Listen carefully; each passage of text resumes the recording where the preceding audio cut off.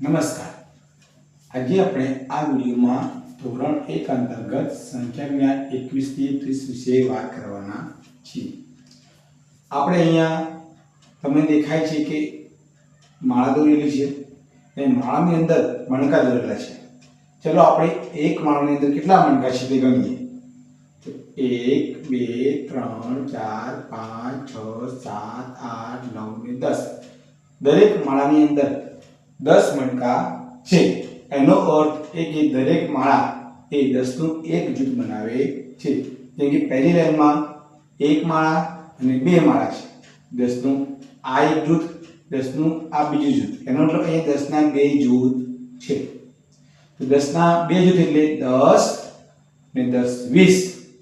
તો પહેલા આપણે અહીંયા 20 લખીશું અને અહીંયા બાજુમાં આપણને એક છૂટો મણકો દેખાય છે એટલે આપણે 1 લખીશું. અહીંયા 20 ના બે જૂથ છે. કેટલા જૂથ છે? બે. એટલે આપણે દશકના અંક તરીકે 1 લખીશું અને છૂટા મણકા તરીકે 1 છે એટલે પાછળ એકમના અંક તરીકે આપણે 1 લખીશું. જેને આપણે બગડ એકડ એટલે કે જેને શબ્દોમાં વંચાશે 21. બગડ એકડ 21 એટલે આમ 20 ને 1 21 બગડ એકડ 21. નીચે હવે આગળ અહીંયા પણ 10 ના બે જૂથ છે એટલે કે 10 ના બે જૂથ 10 ને 10 20. છૂટા મણકા તરીકે 1 અને 2 અહીંયા 2 લખીશું. 10 ના બે જૂથ એટલે કે દશકના અંક તરીકે 2 અને છૂટા મણકા 2 છે એટલે એકમના અંક તરીકે પણ 2 લખીશું. 2 બગડા જેને આપણે શબ્દોમાં 22 કહીશું. આમ 20 ને 2 22 2 બગડા 22.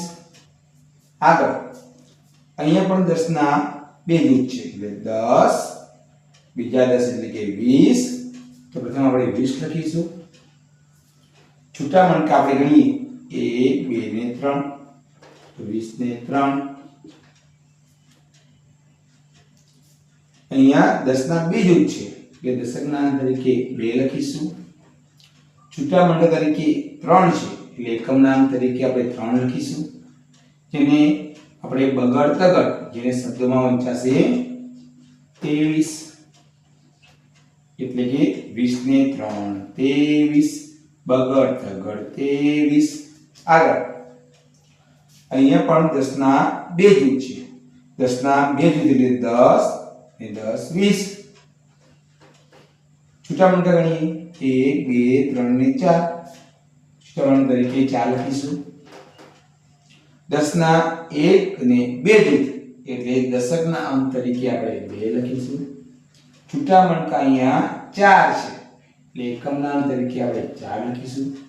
એટલે બગડ ચોગડ જેને આપણે 24 કહીશું. આમ 20 ને 4 24 બગડ ચોગડ 24. આગળ અહીંયા પણ 10 ના બે જૂથ છે. 10 ના બે જૂથ એટલે 10 10 20. છૂટા મણકા તરીકે કેટલા છે ગણીએ 1 2 3 4 ને 5 તો 5.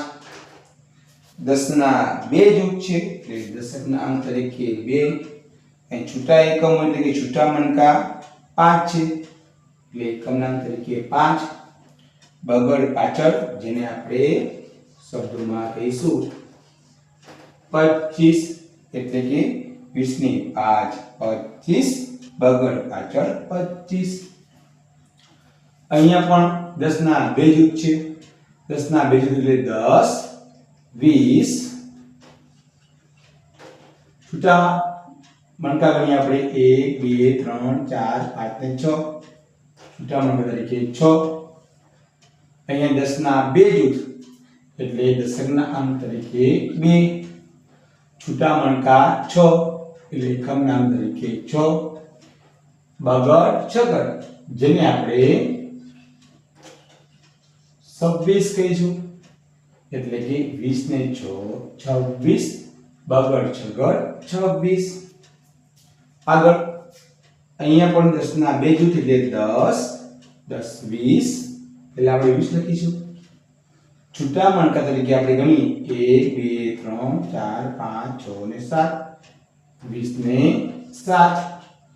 અહીંયા 10 ના બે જૂથ એટલે બે જૂથ હોવાને કારણે દશકના અંક તરીકે આપણે 2 લખીશું અને છૂટા મણકા તરીકે 7 છે એટલે એકમના અંક તરીકે આપણે 7 લખીશું એટલે બગડ 7 જેને આપણે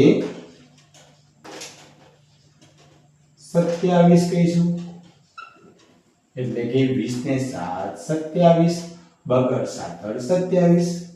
આગળ અહીંયા પણ 10 ના બે જૂથ છે એટલે કે 10 ને 10 20 એટલે પહેલા 20 લખીશું. છૂટા મણકા તરીકે આપણે ગણીએ 1 2 3 4 5 6 7 ને 8 20 ને 8.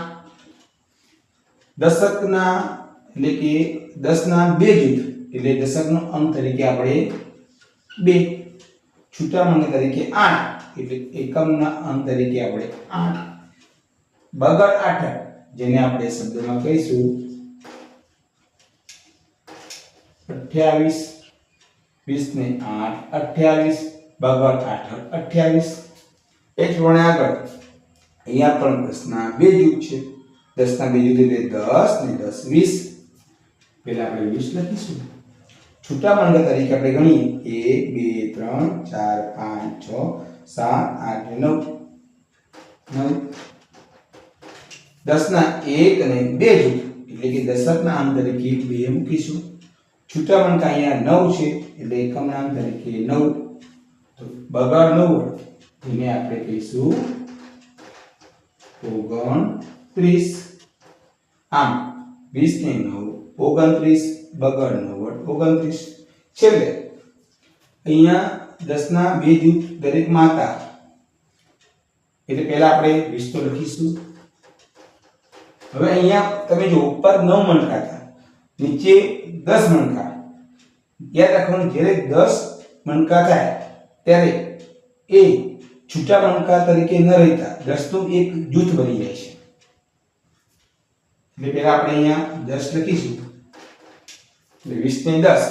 તો હવે અહીંયા આપણે જુઓ 10 ના કેટલા જૂથ બની ગયા આપણને દેખાય છે 1 2 ને 3. તો 10 ના 3 જૂથ એટલે દશકના અંક તરીકે પહેલા આપણે 3 મૂકીશું. હવે આપણને અહીંયા ક્યાંય છૂટા મણકા દેખાતા નથી એટલે એકમના અંક તરીકે આપણને કોઈ મણકો જોવા મળતો નથી. માટે એકમના અંક તરીકે પાછળ આપણે 0 મૂકીશું જેને આપણે તગડે મીંડું જેને શબ્દોમાં આપણે 30 કહીશું. આમ 20 ને 10 30 તગડે મીંડું 30. વિડિયો ગમ્યો હોય તો લાઈક શેર અને ચેનલને સબસ્ક્રાઇબ કરજો. વિડિયો જોવા બદલ ખૂબ ખૂબ આભાર.